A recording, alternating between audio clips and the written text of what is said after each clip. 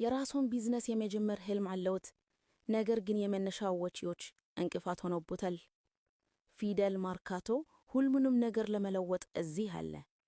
ከባድ የቤት ኪራይ፣ የሰራተኛ ደሞዝና ሌሎች ወጪዎችን ለምን ይከፈላሉ ያለምንም ጭንቀት ኦንላይን መሸጥ ሲችሉ? በፊደል መርካቶ በትንሹ ይጀምራሉ፣ ባለዎት አንድ ምርት እንኳን ቢሆን። ከዚያም ትርፎን መልሰው ኢንቨስት በማድረግ በፍጥነት ያድጋሉ። ከሁሉም በላይ ያለው ምርጡ ነገር ምን እንደሆነ ያውቃሉ?